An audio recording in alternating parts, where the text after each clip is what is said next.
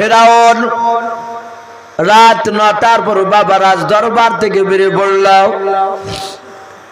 বেশ কিছুটা বাবজি গ্রামে তাকে দেখলো, কেউ নাই, সবাই বাড়ির ভিতরে আছে, রাস্তায় ধারে কেউ দাঁড়িয়ে নাই। ফেরাউন সোজা বাবজি নীল দরিয়ার ধারে, নদীর ধারে চলে গেল। ওই গভীর রাত্রি বাবজি নদীর ধারে গিয়াও ফেরাউন আপনার দিনের বেলা জানতো ওই নদীর ধারে একটা গুহা আছে, ছোট্ট একটা গুহা। ওই গুহার ভিতরে ফেরাউন বাবজি আপনার ঢুকলো। ঢোকার পর মাথাটা উঁচু করে ডান দিকে বাম দিকে সামনে পেছন দিকে চারিদিকে তাকে দেখলো কেউ আছে কিনা। তাকে দেখলো কেউ না, ফেরাউন একাই। ফেরাউন ওই জায়গায় সিজদায় পড়ে আল্লাহকে ডাক দিয়ে বলতে লাগলো, ওগো কাবার মালিক, ওগো আল্লাহ, তুমি ওহু আলা কুল্লি শাইইন কাদির, তুমি সর্বশক্তিমান। ওগো মালিক, আমি জানি তুমি একমাত্র আল্লাহ। ওই নদীর পানি তোমার ইশারা ছাড়া কারো ইশারা কাজ চলবে না।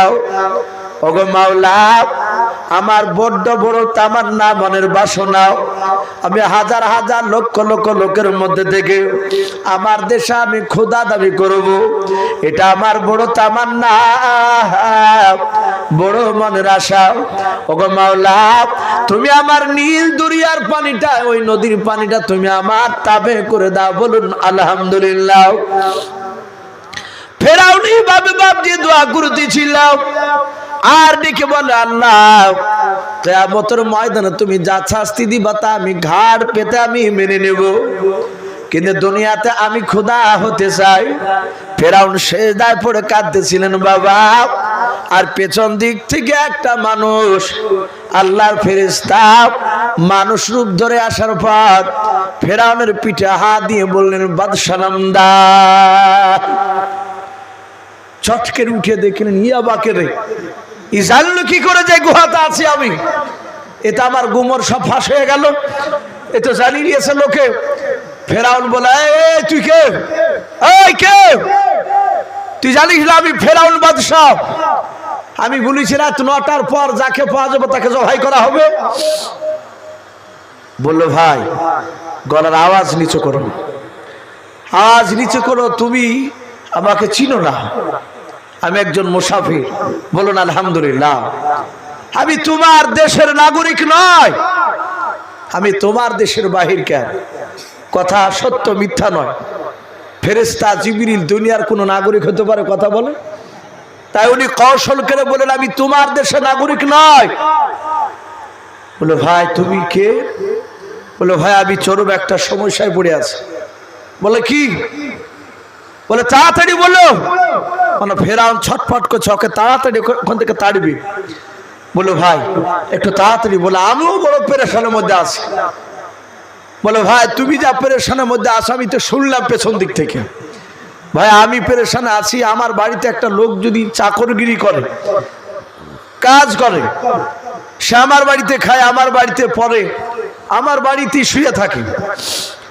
আবার আমি যাহা তাকে বলবো যে ভাই কাজ করো, আরো কাজ করে না। তাহলে ওই লোকটাকে কি করা যায় একটু বলেন তো ভাই, আমি এইটুক সমাধান লেগে এসেছি আপনার কাছে। বলে, এই সামান্য কথাটা তুমি জানো না? পাগলা লোক কোথাকার, আমার বাড়িতে খাবে, আমার বাড়িতে থাকবে, আমারই আবার পোশাক পরবে, আর আমি হুকুম করবে আর শুনবে না। আমার মন বলে যে তাকে ধরিলি সে নদীতে ডুবিয়া তাকে পানিতে চুবিয়ে চুবিয়ে ডুবিয়ে মারো। আর ফট করে অমনি জিবরিল পকেট থেকে কাগজ আর কলম বার করে বললেন, ভাই আমি ভুলে যাবো, একটু তাড়াতাড়ি সই করে দেব। ফেরাউন কিন্তু শিক্ষিত ছিল, ফট করে বাবজি সে সই করে দিল। সই করে দিয়ে বললো, ভাই এ তোর হাত হসি পা হসি জানে গ্রামে জানে প্রকাশ করিস নি, বলিস নি যে আমি এখানে সেজদা পড়ে আল্লাহর কাছে কাঁদছি। তা বলে, না না আমি কাউকে বলবো না, কেউ জানে না, তুমি আর আমি আর আল্লাহ ছাড়া। ফেরাউন বলল, ঠিক আছে। বাদশার কাছ থেকে বাবজি জিবরিল আলাইহিস সালাম অদৃশ্য হয়ে গেলেন। ফেরাউন সকালবেলায় বাবজি সে চিন্তা করতে পেরেছে যে হ্যাঁ আমার কথা চলবে নদীতে। বলে, অসুবিধা নাই হামান, আমি রাজি আছি। তো কেতাবে লিখেছে ওই একটা নদীর পানিকে ফেরাউন বলেছিল যে শুকিয়ে যা, আর শুকিয়ে গিয়েছিল। আবার লোকেরা বললো পানি এনে দাও, আবার জাহাতে বললো পানি হয়ে যাও, মানে আগে তো রাতি তো সব কথাবার্তা কয়ে এসেছে আল্লাহর সাথে। আবার বাপজি পানি দিয়ে ভরপুর হয়ে গেছে, জাহাতে হয়ে গেছে। লোকেরা বললে হ্যাঁ এবার তোমাকে মানা যাবে। বললো শোনো, আগামী কাল আসবো সেই বেটা মুসাকে নিয়ে। মুসা আলাইহিস সালামকে তার বিবি আসিয়াকে বলল, আসিয়া আমার বেটা মুসাকে ভালো করে পোশাক পরে দাও, সাজিয়ে দাও। সাজিয়ে দিয়েছে। মুসা নবীকে কোলে করে নিয়ে ফেরাউন বাপজি তার রাজ দরবারে বাপজি বসে আছে, হাজার হাজার লোক ক্ষুধা দাবি করবে ফেরাউন। মুসা নবী পয়গম্বর 2.5 থেকে 3 বছরের বাচ্চা, হামাগুড়ি দিছে। কেতাবে লিখেছে মুসার জামানায় বয়স মানুষ 200 থেকে 250 বছর পাতক। বলুন আলহামদুলিল্লাহ। 200-250 বছরের মোকাবেলায় 2-2.5 বছরের বাচ্চা মানে একেবারে ছোট। মুসা আলাইহিস সালাম আপনার কোলে আছে। কেতাবে লিখেছে ফেরাউনের মুখে দাড়ি থাকতো। আজ বর্তমান আমাদের বাপজি আপনার মানুষরা হয়তো দাড়িকে গুরুত্ব দিইনি। আগেকার বাদশারা তারা দাড়িকে কাটতো না। আগেকার মনীষীরা বাপজি বহু মনীষী তারা দাড়ি কাটেনি, অমুসলিম। এই যে রবীন্দ্রনাথ ঠাকুর, আমরা পড়া না জানলেও ছবি দেখে চিনতে পারি যে এই রবীন্দ্রনাথ ঠাকুর, তার মুখে এই সব দাড়ি। আচ্ছা বলেন, ও একজন অমুসলিম, ও সব কাটার সময় পেয়েছে, সব কিছু করার, আর এই দাড়িটা কাটার ও সময় পায়নি? কথা বলে। তাহলে কাটেনি কেন? কাটেনি তারও কারণ রয়েছে। আমার বিশ্বনবী বলেছে দাড়ি এত একটা মূল্যবান, এটা তো সুন্নাত, এ তো দাড়ি রাখা ওয়াজিব। এটা মুসলমানদের বেটা ছেলের বাপজি এটা পরিচয়। পুরুষের বাপজি একটা সৌন্দর্য দাড়ি। মেয়ে ছেলে যতই চেষ্টা করো কত দাড়ি বাড়ায় না। এক আড্ডা দেখতে পাওয়া যায় 1000-2 একটা মেয়ে এই গালে টালে এখানে আসিলে হলে 2-4টা হয়। গত পরশু বাপজি একটা মেয়ের স্বামী ফোন করছে আমাকে বলছে হুজুর বলতে লজ্জা লাগছে। বলছে লজ্জা নাই তো ভাই বলুন। তো বললে হুজুর আমার বিবির এই নিচে দাড়ি আছে, আমি গনেছি 13টা দাড়ি, তো বেশ মোটা মোটা হয়, তা আমার বিবি কেটে ফেলে, আমও কাটতে বলে, একটু বড় হলে খারাপ লাগে, তাই এটা কাটলে কি গুনাহ হবে? মশলা জিজ্ঞাসা করছে। তাহলে ভাই আর পৃথিবীতে কাউকে পালি না ভাই, এই দাড়ি কাটার মশলা যে ভাই আমার এই বিষয়ে আমারও জানা নাই। জানা না থাকলে তো বাপজি মিথ্যে করে বলে তো লাভ নেই। তাহলে হুজুর লজ্জাতে একটু বলতে পারি না, তো আপনার ওয়াজ খুব শুনি, আপনার কথা শুনে খুব আমাকে খুব কাছের মনে হয় আপনার, তাই ভালো লাগে, তাই আপনাকে সাহস করে জিজ্ঞাসা করছি হুজুর একটু আপনি কাউকে জিজ্ঞাসা করেন না। তো বলে ভাই 5 মিনিট দাঁড়াও, মুফতির অভাব নাই, সব তো পকেটে ভরা। এখন সাথে হাতে বাপজি মুফতি সাহেব বলে বেলনাগার একজন মুফতি রয়েছে, মুফতি আজমত সাহেব, বিখ্যাত মুফতি সাহেব, সুরিলা মাসার বাদুর আলম সাহেব। আলোচনা করলাম, বলে বাবা কাটলে গোনা নেই, কারণ দাড়িটা মেয়েদের না পুরুষের, ওরা কেটে পরিষ্কার হতে পারে। তাহলে দাড়ি বাপজি 1000-2টি একটা মেয়ের হয়তো 2-4টে তিল হলে 12 আড্ডা, তা সবারই না। কিন্তু পুরুষের দাড়ি বাপজি যতই চাছু ও বাইর করা বন্ধ করতে পারে না। পারে বলে? দাড়ি এত বাড়ে যারা কাটে, দেখেন এই দাড়ি যদি আপনি 1 মাস অন্তর কাটেন তো এতটুক হবে, খুচখুচে যাহাতে হবে, আপনি কাটবেন। এই 10 বছর ধরে যারা দাড়ি কাটেন, আমার মনে হয় এক একটা মানুষ তো বাপজি সপ্তাহে 3 দিন পর্যন্ত সূর্যে চাষে বারহাতি দেয় না। কিন্তু এই দাড়ি বাপজি যদি জোড়া দিয়ে দিয়ে যদি বাপজি রাখা যায়, তো একটা মানুষ 10 বছরও যা দাড়ি কাটেও আমার মনে হয় যে এখান থেকে কলকাতা পার হয়ে যেত। হবে না বলেন? যদি লম্বা করে রাখে এই দাড়ি বেটা ছেলের বাপজি হবে। আমি কেন কথাটা বললাম ভাই, লজ্জা করবেন না। নবী বলেছেন দাড়ি কাটলে যৌন শক্তি, বৈজ্ঞানিকরাও বলছে, বিজ্ঞানও বলছে, দাড়ি কাটলে যৌন শক্তি কমে যায়, আর দাড়ি থাকলে যৌন শক্তি বাপজি বৃদ্ধি পায়। বলুন আলহামদুলিল্লাহ। এটা আল্লাহ রসুলও বলেছে, বিজ্ঞানরা প্রমাণ করছে। এ পুরুষরা বাপজি দেখেন, বলা হয়েছে যে টাকুনোর ওপরে কাপড় প্যান্ট পরতে বলেছে পুরুষকে, পায়ের যে টাকনুটা ঢাকতে নিষেধ করেছে। আর নারীদেরকে ঢাকতে বলেছে, পুরুষকে ঢাকতে ওদেরকে নিষেধ করেছে। এখানেও বাপজি বিজ্ঞান বলছে যে পুরুষের এই টাকনুর কাছে একটা রগ রয়েছে, এমন একটা রগ, ওখান থেকে বলা হয়েছে ওখানে হরমোন থাকে পুরুষদের, ওটা যত বাতাস পাবে তত সেটা ভালো হয়, আর ওটা ঢাকা থাকলে ওখান থেকেও বলছে জনশক্তি কমে যায়। আজ মানুষ যত দেখবেন গোপনে, যুবক ছেলে একদম হিষ্টফিষ্ট দেখবেন, ওই গোপন ভাবে বললে ভাই আমি চরম বিপদ আছে, বিপদ বুঝলে ভাই টাকার বলে না ভাই, একটু যদি বুঝলে ফেলেন যে ভাই গুপ্তর ব্যাপার নাকি, বলে হুজুর লজ্জা লাগছে তো আর লজ্জা করছি না ভাই, এই ব্যাপার 100টা লোকের মধ্যে দেখা যায় যে 95টা একই কথা। আমাদেরকে বাপজি এর আগে তাবিজ চাহাতো জিন, এরা এখন আর জিনে চাহাচ্ছে না। প্রায় মৌলবীদের কাছে যাচ্ছি, ইমাম বলে না যাই বলুন হুজুর একটু ওই ব্যাপার একটু ওষুধ মশুদ দিতে পারবেন না হুজুর, একই কথা। বাপজি আমার সোনা লালেরা, এই দাড়ি এমন একটা মূল্যবান, ফেরাউনের মুখে বাপজি তফসিরে লিখেছে তার দাড়ি নাভি পর্যন্ত দাড়ি ছিল, বড় বড় দাড়ি। ফেরাউন দাড়িকে খুব যত্ন করত। তফসিরে মারিফুল কোরআনে এসেছে ফেরাউন এই দাড়িতে বাপজি মুক্তাকে দিয়ে দাড়িকে জোড়ে রাখতো, মুক্তা দিয়ে জোড়ে রাখতো। আর মুক্তা তো দামি জিনিস, আর উনি বাদশাহ, এত দাড়িকে সে যত্ন করত।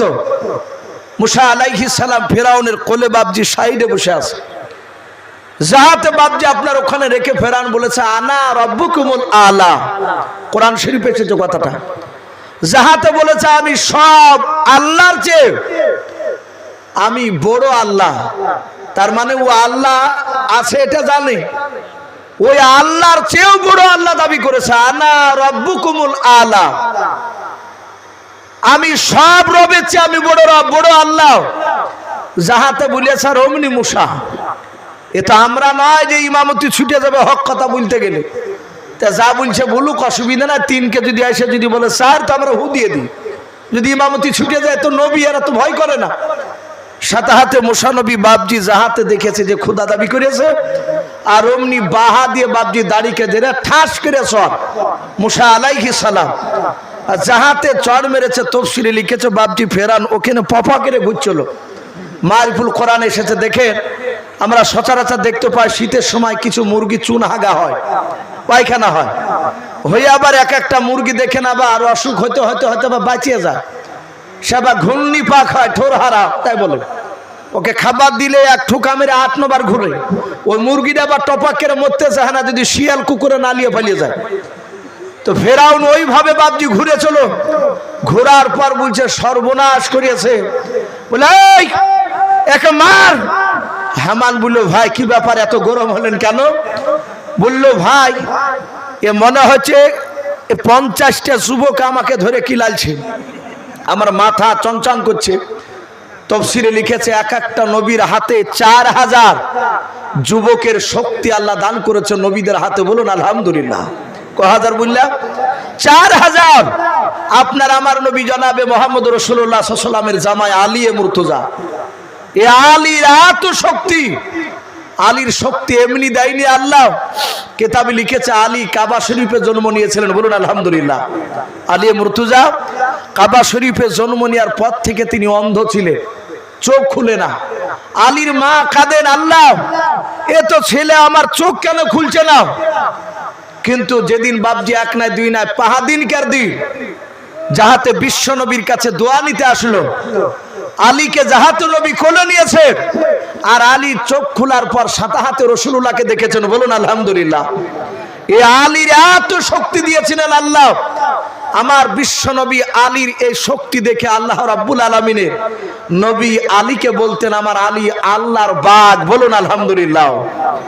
আল্লাহর বাগ বলতেন, এভাবে টাইটেল দিয়েছিলেন। নবীর একটা চাচা, আপন চাচা আমির হামজাকে রাসূলুল্লাহ বলতেন আমার আল্লাহর সিংহ। তাদের বাহুতে 50টা যুবকের শক্তি ছিল, 50টা যুবকের। আর নবীদের হাতে বাপজি কহাজার যুবকের বললাম 4000। এই হযরত আলী মুর্তজা বাড়ি থেকে বেরিয়ে গেছে, নবীজি যুদ্ধের ডাক দিয়েছে। হযরত আলীর স্ত্রী রাসূলুল্লাহর কলিজার টুকরা বিটি ফাতেমা, নবী বললেন ওগো মা ফাতেমা, আমার আলী ঘরে নাই? বলে নাই। বলে দেখো তিনি জুলফিকার তলোয়ার আছে কিনা। আলী যে তলোয়ারটা নিয়ে যুদ্ধ করতেন সে তলোয়ারটার নাম কি বললাম? জুলফিকার। এ তলোয়ার জুলফিকার ও দুই দিকে কাটতো, ও মারতো তাও কাটতো, আবার এমনি করে তুলতে গেলে অপর দিয়ে কাটতো। আমরা বাঞ্চা বলি না, ওই গাছ কাটা খরাত, যত কাটা আসতো কাটে। এই জুলফিকার তলোয়ার এত তেজে ছিল, হযরতে ফাতেমা তো জোহরা বলছেন আব্বা আপনার জামাইয়ের তলোয়ার ওই তো ঝোলা, ওই তো ঝোলানো আছে ঘরে। রাসূলুল্লাহ জানেন যুদ্ধের ডাক শুনলে আলী আর থাকবে না, দৌড়াবে। আল্লাহ রাসূল খয়বরের যুদ্ধের জন্য দোয়া করেছিলেন, ওগো আল্লাহ আমার জামাইয়ের সামনে যেটা পড়বে সেটাকে তুমি তলোয়ারে পরিণত করে দিও। বলুন আলহামদুলিল্লাহ। হযরত আলী যুদ্ধের ময়দানে রাসূলুল্লাহর কথা শুনে ছুটে চলে গেছে, যা দেখছে বিরাট একটা লোহার কপাট পড়িয়ে, লোহার ঢাল কয়েক কুইন্টাল ওজন। হযরত আলী মুর্তজা হাতে তুললেন বিসমিল্লাহ বলে, আর ওই ঢালটা বাপজি তলোয়ারে পরিণত হয়ে গেল। বলুন আলহামদুলিল্লাহ। যুদ্ধ করে অনেকগুলো বেঈমানকে আলী জবাই করে জাহান্নামে পাঠিয়ে দিয়ে এইদিকে বাপজি আলী আবার আসলে যুদ্ধ জয় হওয়ার পর নবী বলেন আলী কি নিয়ে যুদ্ধ করলে? বলে হুজুর এই লোহার ঢাল নিয়ে। বলে মাটিতে রেখে দাও। মাটিতে রেখে দেয়া। রাসূলুল্লাহ বলেন আলী এবার উঠাও ধরি। আলী আর ওই ঢাল আর উঠাতে পারছে না।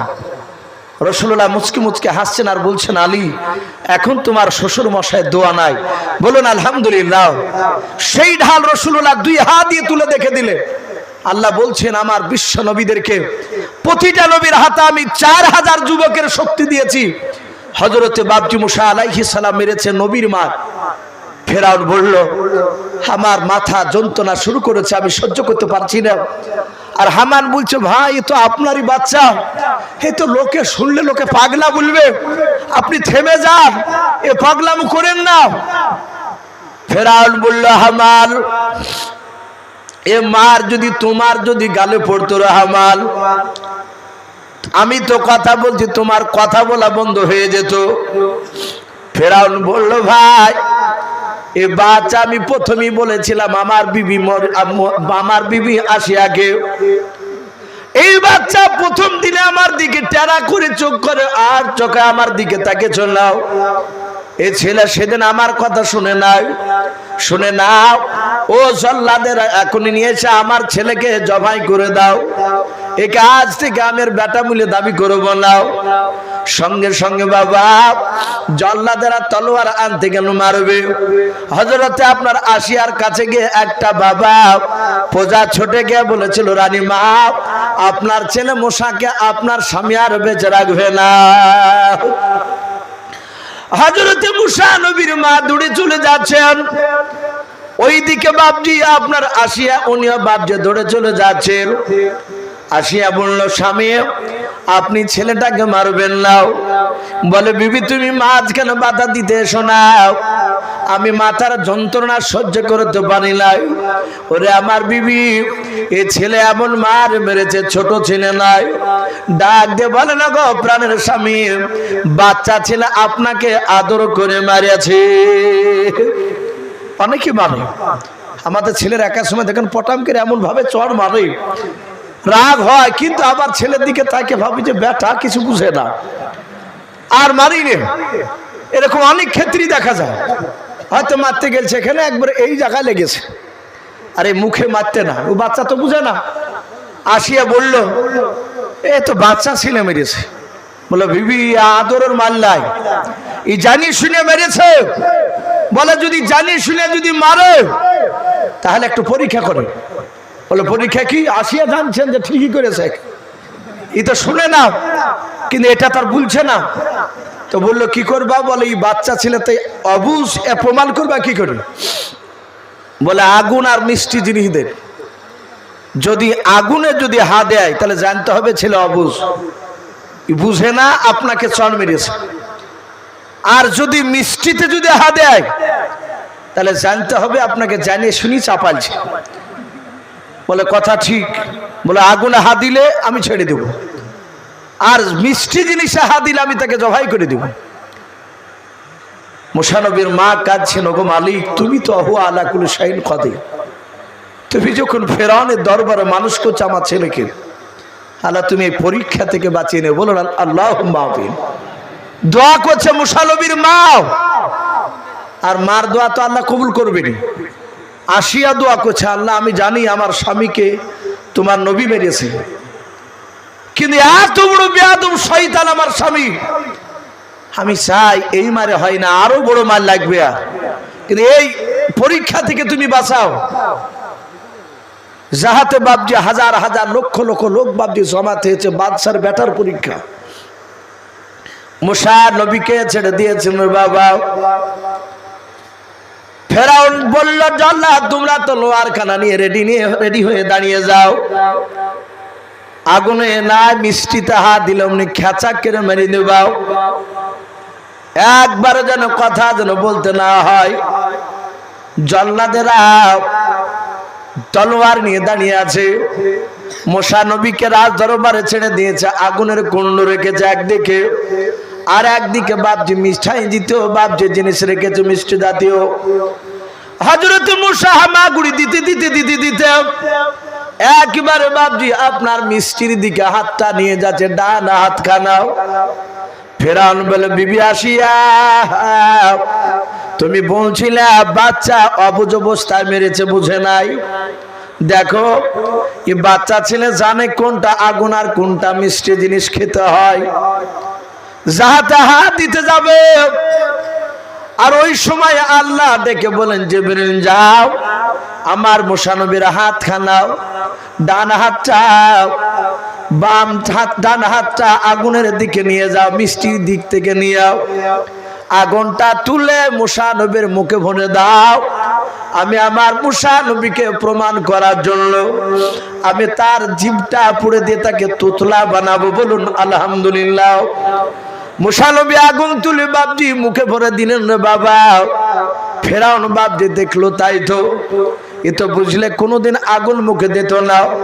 আসিয়া ধরে গিয়ে মুখ থেকে বাপজি আগুনটা বার করতে গিয়ে জিভটা পুড়ে গেল।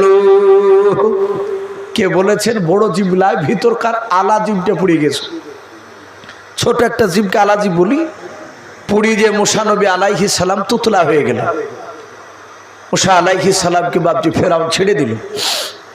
কিন্তু কিতাবে লিখেছে ফেরাউন বলছে সেই জামানার কোনো ওষুধে কাজ হতো না, ওষুধে কাজ হয়নি।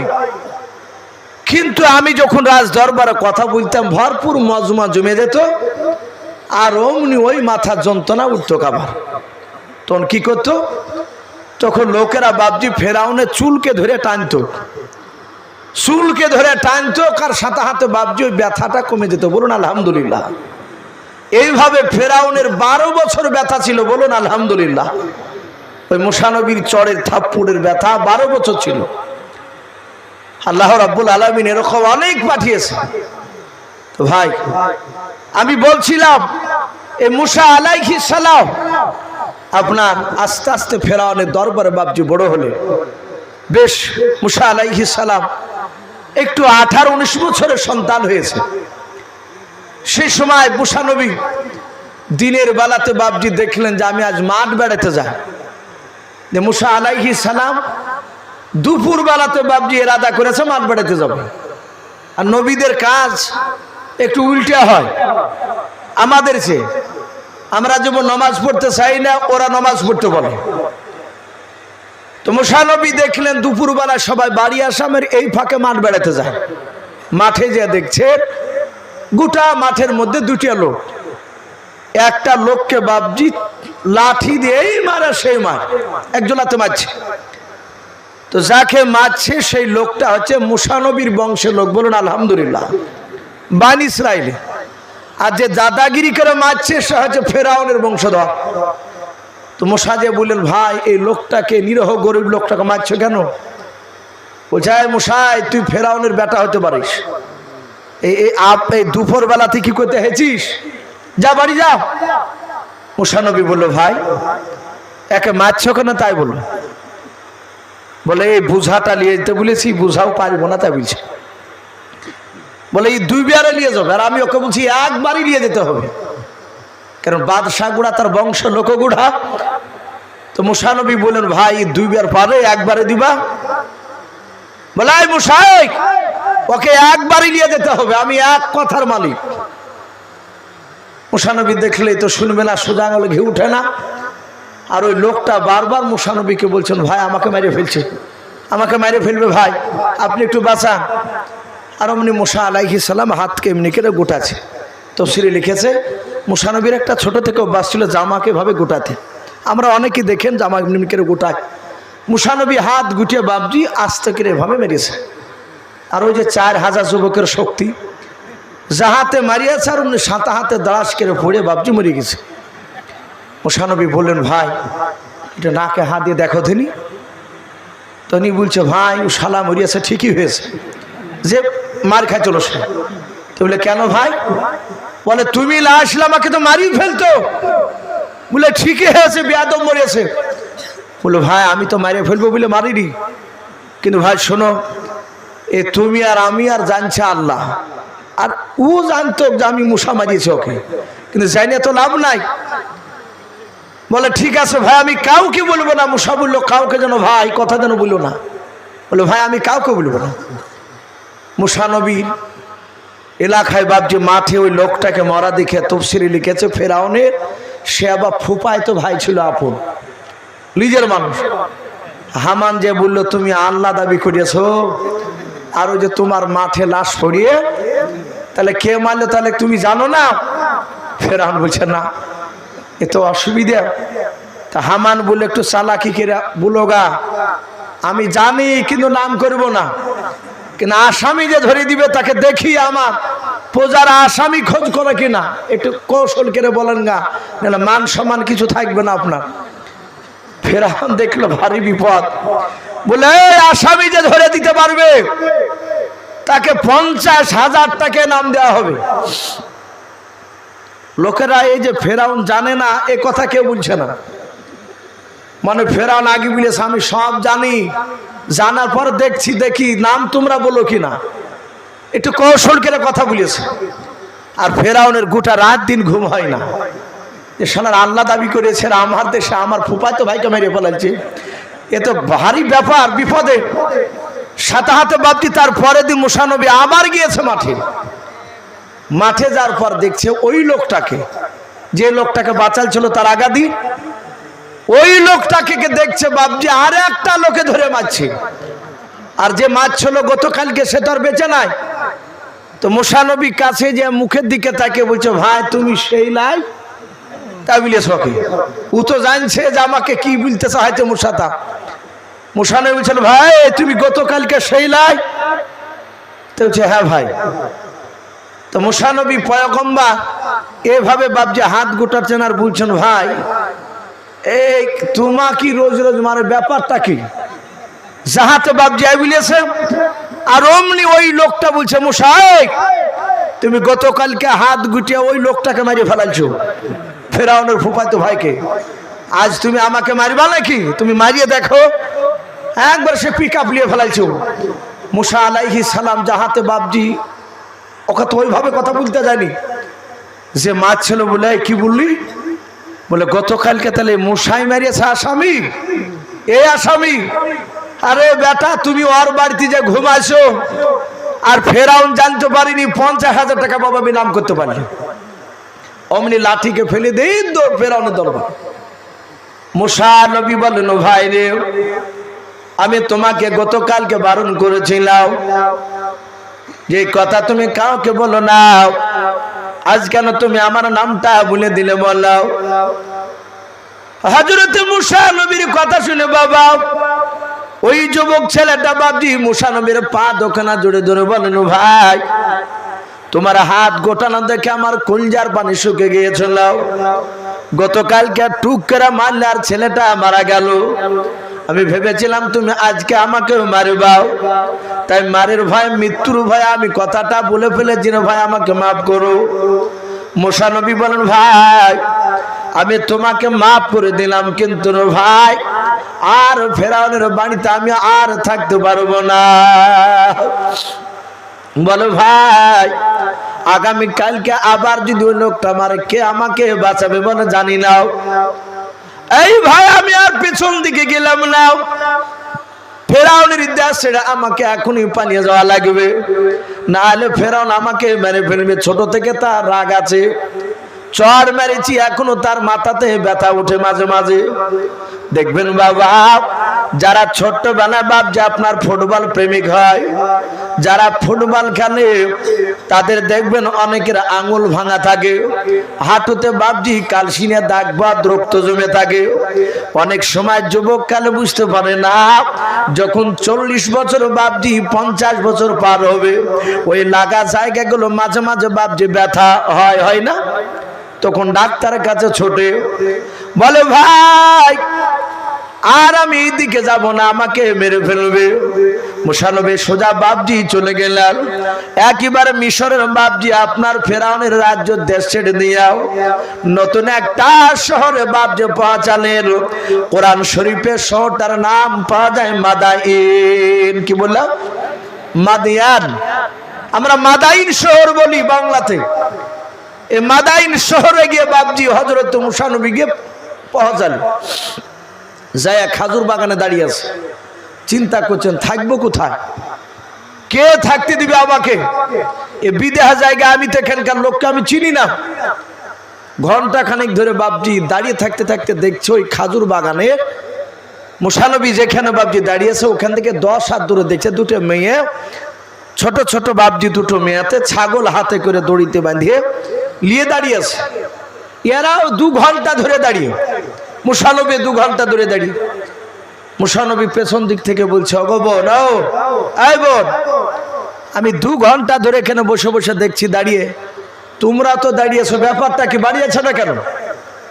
তখন মেয়া দুটি এভাবে মুসা নবীর দিকে একবার তাকানোর পরে আর তাকালেন না, মুখটা ফিরে নিলেন। ফিরে নেওয়ার পরে সাথে হাতে বাপজি বললেন যে আমরা ছাগলকে চড়ালছি, পানি খাওয়াবো। ওই দেখো ছেলেরা সব পানি পান করাচ্ছে ঝর্ণা থেকে, ওরা চলে যাবে, তারপর আমি পানি পান করি নিয়ে বাড়ি যাব, আমাদের রাত হয় যেতে। মুসা আলাইহিস সালাম বললেন, বোন তাহলে এখনো তো অনেক দেরি, আমাকে একটু সময় দাও, আমাকে যদি দাও ছাগল দুটো, তাহলে পানি পান করলে এসে চলে আসবো খেয়ে। বলা অসুবিধা নাই, তাহলে খুব ভালো হয়। পাঠিয়ে দিল।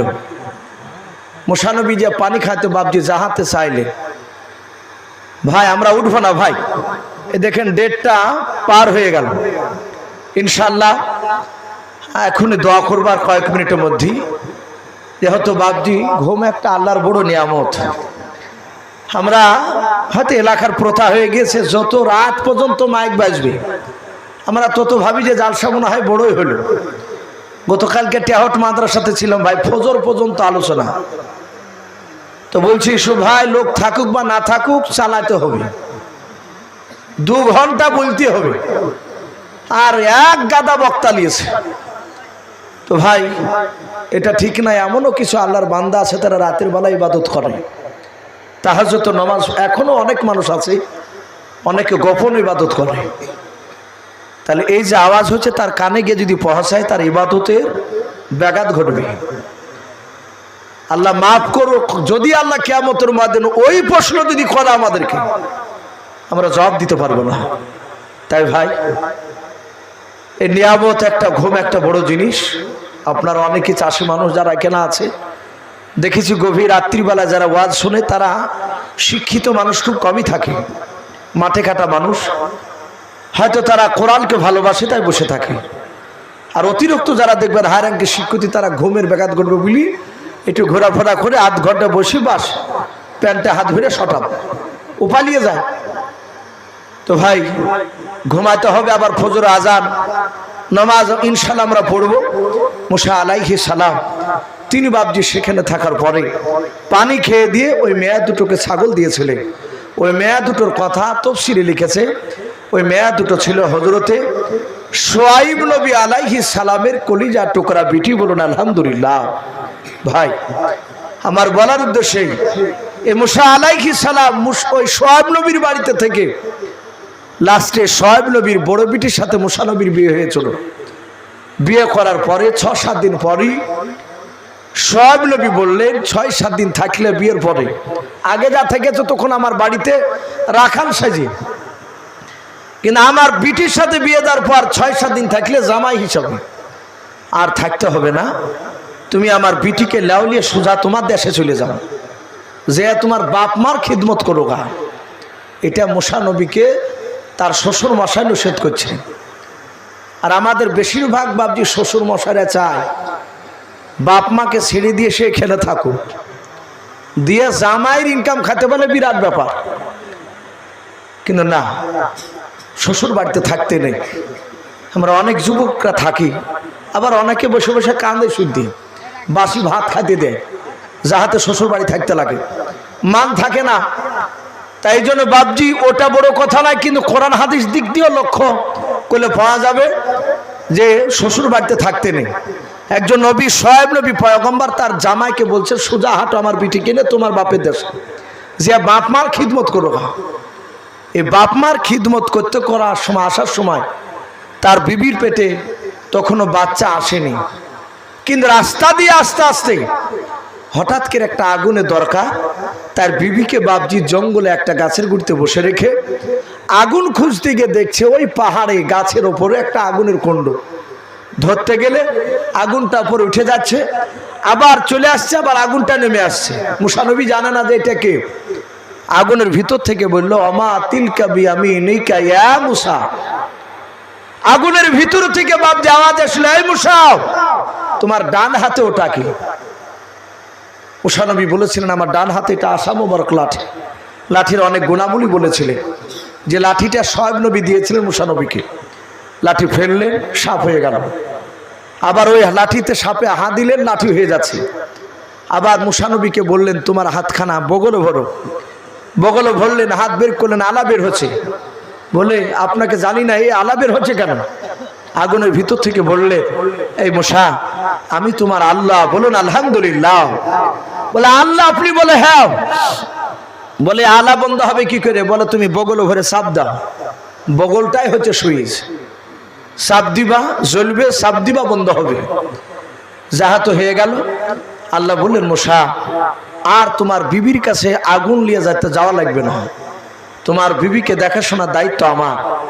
এই মুসা এক্ষুনি তোমাকে নবুয়ত দান করলাম, যাও তুমি নবী এখন মুসা প্রকাশ হয়ে গেলে, তুমি ফেরাউনের দরবারে কলমার দাওয়াত নিয়ে যাও, বলুন আলহামদুলিল্লাহ।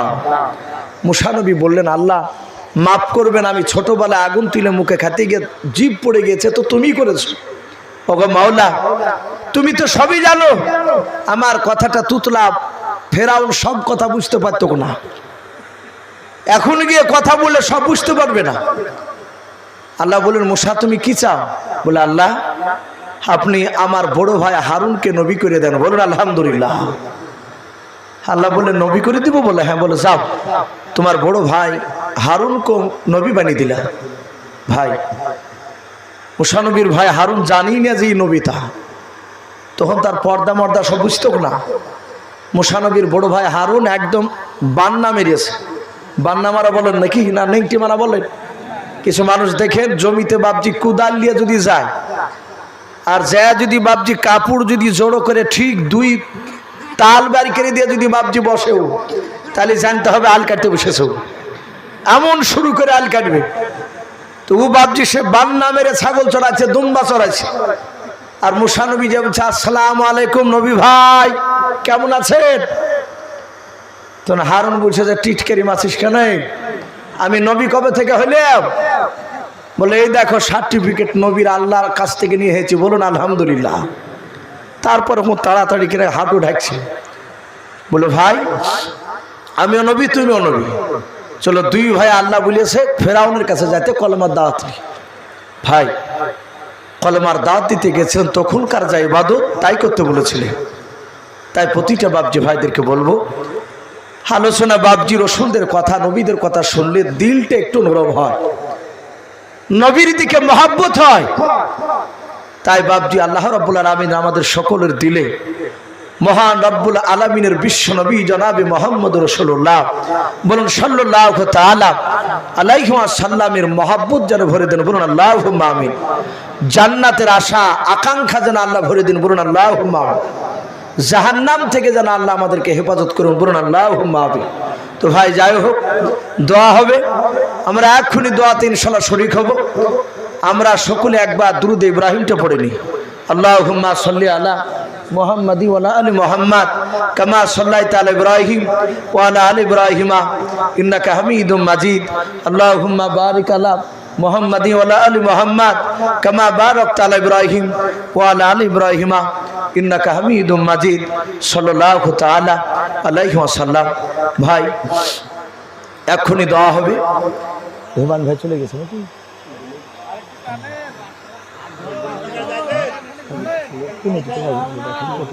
ভাই দেখেন আমারও 2 ঘন্টা প্রায় পার হয়ে গেল। না ভাই আমি কিছু বুঝতে পারছি, আমি আর অনুরোধ আপনাদেরকে করছি, কারণ দেখেন আগামীকাল গর্ব করা নাই ভাই, আগামীকাল বা 2 জায়গায় বেকায়দা পড়ে গেছে। তীরমোহনীতে আর ওই ছেতিয়ানি বলে একটা জায়গা আছে, মরাদিঘি বেলডাঙ্গার কোন দিকে, এইদিকে পড়ছে। তো ওইখানে আবার গিয়ে বাপ যে আলোচনা কালকে ভাবে তো প্রতিদিন এখন চাঁদ রাতের আগা দিন পর্যন্ত। তো যাই হোক, তো যাই একটু বসেন বাপ, একটু দোয়া হবে। আলহামদুলিল্লাহ আপনারা আমাকে ভালোবাসেন দেখেছি, এরাও বাপজি আপনার ভালোবাসে বলিয়ে এই কয়েক বছর থেকে বাপজি ডাকছে। সবচেয়ে দেখেছি এনায়েতুল্লাহ ভাই খুবই ভালোবাসে। তো যাই হোক ভাইজান এই মসজিদের ইমাম, আমরা দোয়া করব যেন আমার এনায়েতুল্লাহ ভাই হাফেজকে এই মসজিদের যেন যোগ্য ইমাম হিসাবে যেন কবুল করুন, বলুন আল্লাহুম্মা আমিন, আল্লাহুম্মা আমিন। ভাই আমরা একবার সকলে তওবা করে নিই।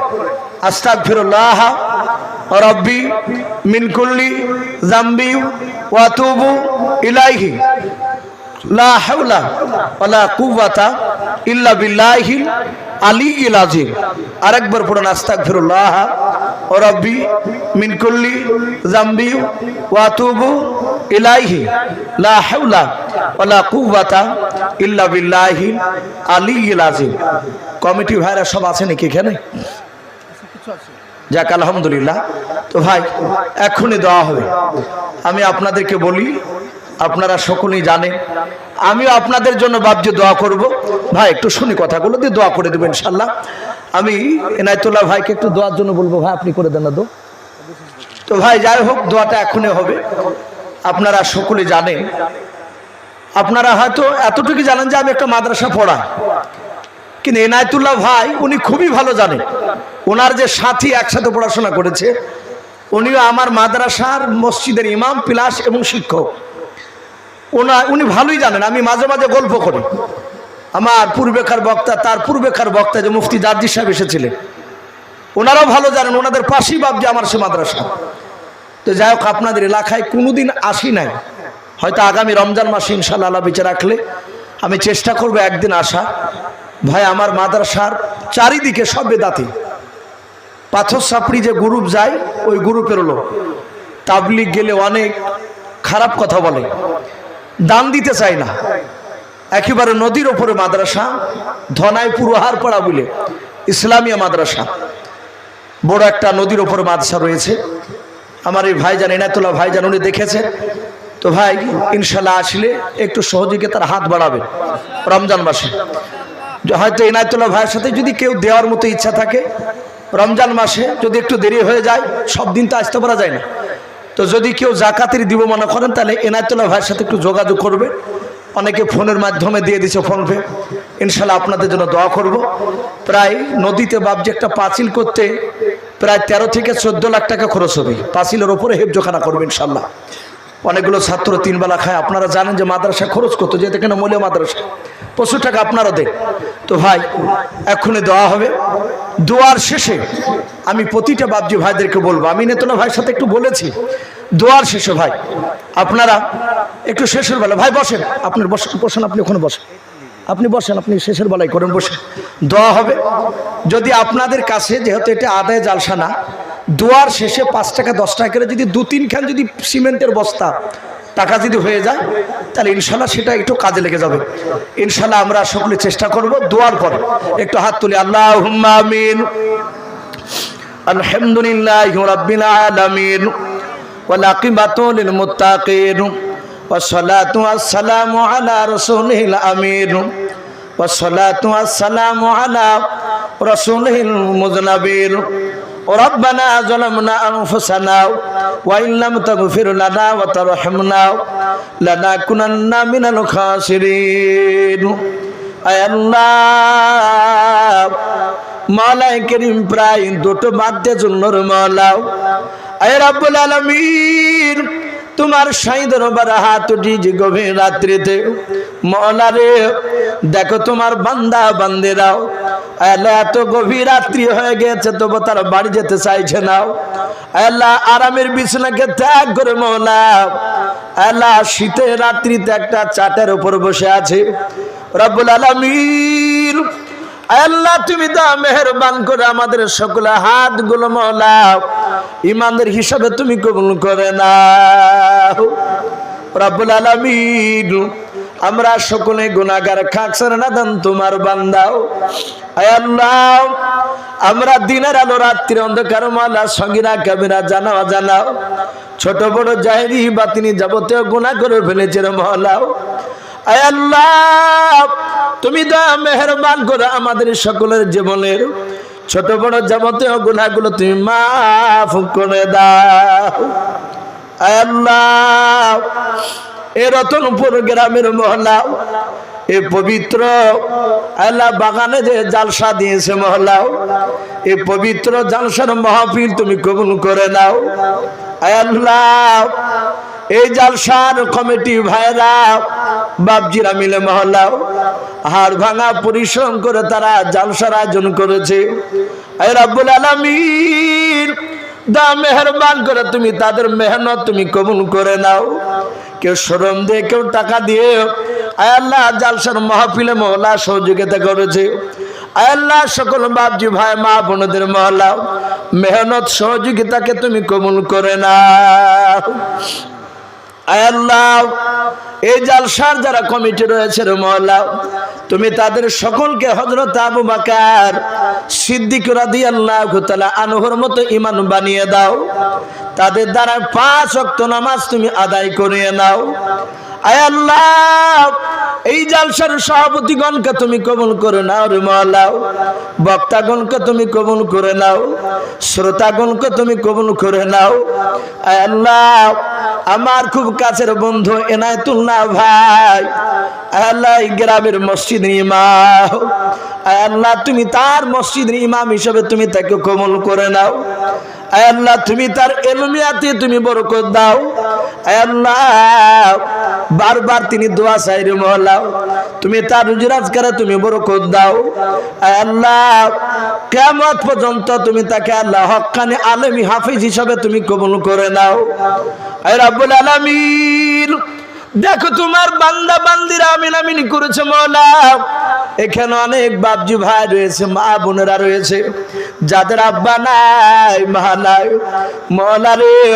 যাদের আব্বা মা নাই তুমি তাদের আব্বা মার কবর আযাবগুলো তুমি মাফ করে দাও আয় আল্লাহ দেখো যুবক ভাইরা তারা তোমার নবীর মহব্বতে তারা বসে বসে কথাগুলো শুনছিল আল্লাহ আমার বাপজিরা মা বোনেরা তারা দেখো বসে বসে কথাগুলো শুনছিল আল্লাহ বাপজি এবং যুবক ভাইদের আল্লাহ মা বোনদেরকে তুমি ইমানদার হিসাবে সকলকে তুমি কবুল করে নাও আয় রব্বুল আলামিন এই গ্রামের যত মায়াত কবরবাসী হয়েছে রে মওলা সকল মায়াতের কবর আযাবগুলো তুমি মাফ করে দাও রব্বুল আলামিন আয় আল্লাহ এই গ্রামের প্রতিটা বাড়িতে তুমি রহমত বর্ষণ করো রোজের আজকের বরকত দাও আসমানি বালা থেকে জমিনি বালা থেকে গ্রামের সকলকে তুমি হেফাজত করো আল্লাহ গ্রামের বাইরে থেকে যারা এসেছে আল্লাহ তুমি আমাদের সকলের বাড়িতে তুমি হেফাজত করো সকলের বাড়িতে তুমি রোজের আজকের বরকত দাও আল্লাহ এই গ্রামের প্রতিটা বাড়িতে তুমি রোজের আজকের বরকত দাও আল্লাহ সারা বিশ্বের মুসলমানকে তুমি হেফাজত করো সারা বিশ্বের মাদ্রাসাকে তুমি হেফাজত করো আল্লাহ সারা বিশ্বের মাদ্রাসাকে তুমি হেফাজত করো আল্লাহ তোমার নবী বলেছে আল্লাহ মাদ্রাসা হচ্ছে আমার ঘর আর মসজিদ হচ্ছে আল্লাহর ঘর। এক শ্রেণীর বেঈমানেরাও চেষ্টা চালাচ্ছে মাদ্রাসা থেকে কোরআনকে ধ্বংস করার। আল্লাহ সারা পৃথিবীর মাদ্রাসাকে তুমি হেফাজত করো, সারা বিশ্বের মসজিদকে তুমি হেফাজত করো। আল্লাহ এই দোয়াটুকু নবীর ওসিলা করে বলে কবুল করে নাও।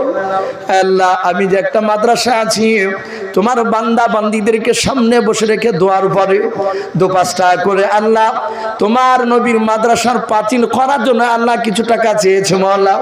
যারা দিবে যারা দিতে পারবে না সকলকে তুমি কবুল করে নিও, সকলের রোজের আজকের তুমি বরকত দিও। আল্লাহ দোয়াটুকু নবীর ওসিলা করে বলি কবুল করে নাও। বাপজি ভাইদের ঈমানটা হযরতে আবু বকর সিদ্দিক রাদিয়াল্লাহু তাআলা আনহুর মতো ঈমান বানিয়ে দাও। আল্লাহ আমার মা বোনেরা পর্দার আড়াল থেকে আমিন আমিন করেছেন মওলা, তুমি আমার সকল মা বোনের ঈমানটা হযরত মা ফাতেমাতুজ জোহরা রাদিয়াল্লাহু তাআলা আনহার মতো ঈমান বানিয়ে দাও। আয় আল্লাহ এক্ষুনি মওলাই করিম তুমি আমাদের যত আত্মীয় স্বজনকে নিয়ে নিয়েছো, যত মাইগাত এই মাহফিলের আল্লাহ যত বান্দারা আমিন আমিন করেছে মওলা, সকল মাইগাতের শরীরে তুমি এক্ষুনি জান্নাতি পোশাক নিয়ে পরিয়ে দাও, মুশকে আম্বার দিয়ে কোমরগুলো তুমি ভরিয়ে দাও। আয় আল্লাহ সর্বশেষ দোয়া করে মওলা রে তুমি আমাদেরকে মওতের সময় কলমা লা ইলাহা ইল্লাল্লাহু মুহাম্মাদুর রাসূলুল্লাহ সাল্লাল্লাহু আলাইহি ওয়াসাল্লাম পড়তে পড়তে ইন্তেকাল করা তুমি তৌফিক করে দিও। আয় আল্লাহ কুকুর বিড়ালের মতো তুমি আমাদেরকে মওত দিও না। আয় আল্লাহ যেই মুখনে তুমি মওত দিবা মওলা ইজ্জতের সহিত ঈমানদার হালাতে তুমি আমাদের মওত দিও। আল্লাহ এই দোয়াটুকু নবীর ওসিলা করে বলে কবুল করে নিও।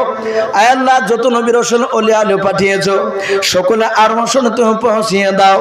সুবহান রাব্বিকা রাব্বিল ইজ্জাতি আম্মা ইয়াসিফুন ওয়া সালামুন আলাল মুরসালিন ওয়ালহামদুলিল্লাহি রাব্বিল আলামিন। আসসালামু আলাইকুম ওয়া রাহমাতুল্লাহি ওয়া বারাকাতুহু।